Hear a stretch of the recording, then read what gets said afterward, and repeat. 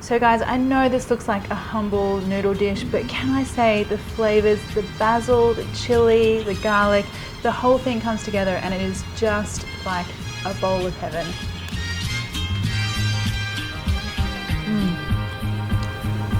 This is one recipe you guys just have to make.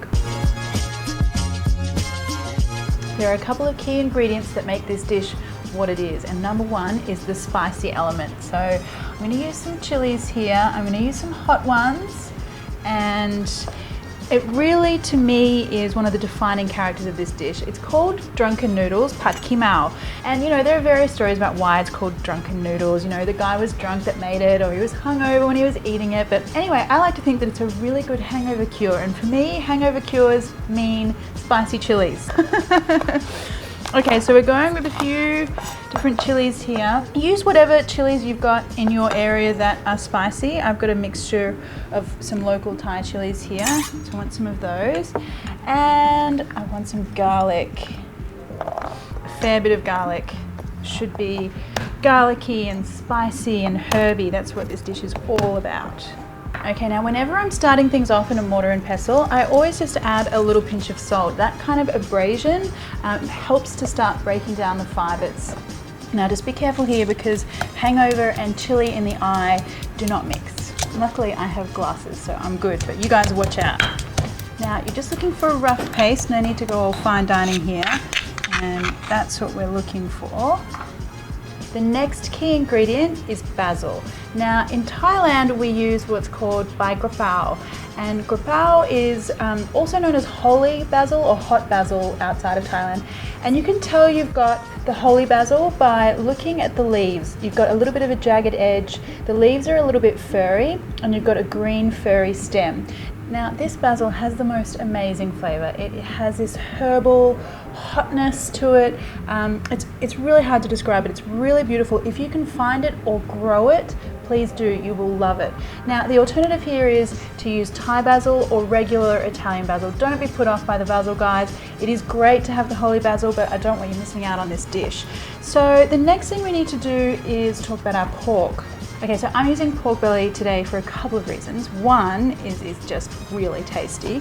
And I know that a lot of times when you're cooking pork belly, you're usually slow braising it. But do you know cooking it really fast and quick in a wok as well keeps the pork belly really tender. You don't have to slow braise a pork belly.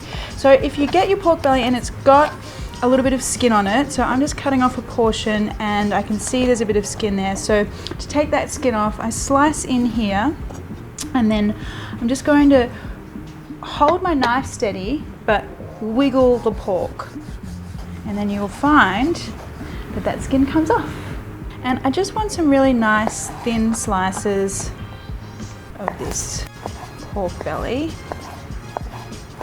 And I'm starting to come up against a little bit of fat here. Now, that is a good thing because the other reason I wanted to use pork belly is so that I can actually use the fat instead of using oil. So I'm going to save this pork fat and I'm going to render that down to start my noodles. And that's actually a little street vendor trick that I've learned since living in Bangkok. I just want to sizzle those pieces of pork fat so they release all that really good juicy stuff that we're going to keep to fry our noodles in. So one last thing before we get started in our wok, and we've got to talk about noodles. So fresh rice noodles are typically the noodles that you find for this dish. Now I know they're a little hard to find in regular supermarkets, so I do have a recipe on my YouTube channel for making these at home, homemade rice noodles, and it's pretty simple. If not, you could use like a large dried rice stick noodle, but these are really worth making or seeking out from your Asian grocer. Now I've got a good sort of couple of tablespoons there of pork fat, so I'm going to take those pieces out, and it's time for everything to get smoky and spicy and very chili crazy. That chili and the garlic already is just smelling amazing. Now in with my pork. Whew, this is really spicy.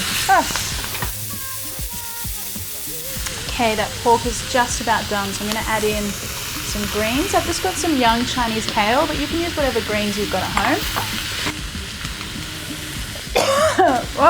Whoa, these are going to be good. chili spice, whoa. Okay, now the rice noodles, and then oyster sauce, fish sauce, a little bit of dark soy for colour, and then a little bit of sugar.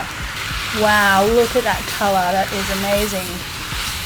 Now you don't want this dish to be drowning in sauce. You really should only have the barest minimum to sort of just cover all those noodles and the pork.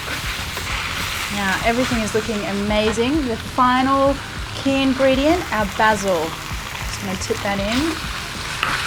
At this point you can turn the heat off and just toss that through. All right, and it's just time to serve up. All I need is a big bowl, a nice comfy couch, and my spicy noodles.